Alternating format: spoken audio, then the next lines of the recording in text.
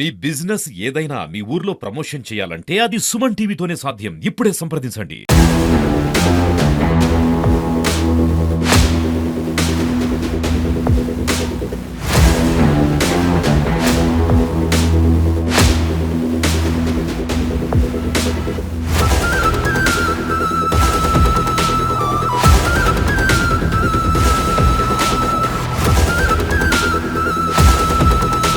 నా పేరు హరిదేవ్ సాయి కుమార్ అండి.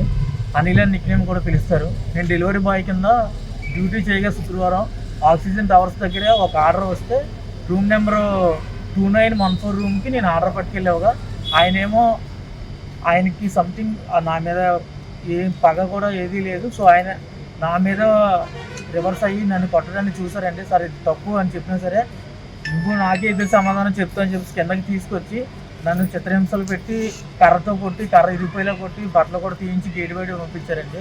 సో నా కోసం చాలామంది ధర్నా కూడా చేశారండి. నాకు ఆ రోజు తెలియలేదు, తర్వాత రోజు ఈవినింగ్ తెలిసిందని నాకు. దాన్ని బట్టి ఇది నాకు న్యాయం చేయాలని వాళ్ళు శిక్షించాలని చెప్పేసి నేను కోరుకుంటున్నాను. ఇలాంటిది మళ్ళీ ప్రతి ఒక్కరికి వేరే వాళ్ళకి కూడా జరగకుండా ఇది ఇంతటితో ఆపేలాగా దయచేసి ఇది చేయాలని కోరుస్తున్నాను. నిన్న స్విగ్గీ డెలివరీ బాయ్ పైన అత్యంత ఘోరంగా ఈరోజు దాడి చేశారు. ఎవరు చూసినా సరే అంటే ఏదైనా మాటకి సరిగా గౌరవించలేదని చెప్పేసి కారణం చూపెట్టి బట్టలిప్పి కొట్టడం సరైనది కాదు. ఇది ఎక్కడ సాధ్యం కాదు. ఆ రకంగా చేసిన యజమాని ఎవరైతే ఉన్నారో వాళ్ళు వెంటనే శిక్షించాలని చెప్పేసి కోరుతా ఉన్నాం.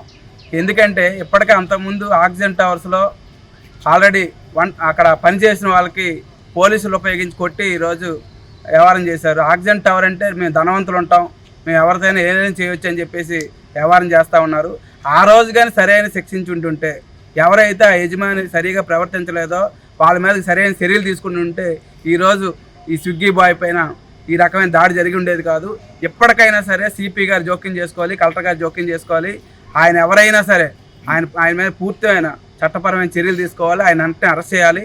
అరెస్ట్ కానీ చేయకపోతే మొత్తం విశాఖపట్నం ఉండే Swiggy, Zomato, gig workers, Ola, Uber మాకు మద్దతు ఇచ్చే మిగతా సంఘాలన్నింటినీ కలుపుకొని ధర్నా చేయవలసి వస్తుంది. అటువంటి యాక్టివిటీ చేయకముందే ఈరోజు సిపి గారు, కలెక్టర్ గారు వెంటనే వాళ్ళు అరెస్ట్ చేయాలని చెప్పేసి, అలాగే ఈ జరిగిన సంఘటన పైన సమగ్రమైన విచారణ జరపాలి. అదేది చిన్న చిన్న టవర్ కాదు, ఆక్సిజన్ టవర్లో సీసీ కెమెరాలు ఉంటాయి కాబట్టి సీసీ కెమెరా ఫుటేజ్ తీస్తే వాస్తవాలు ఏంటో బయటపడతాయి.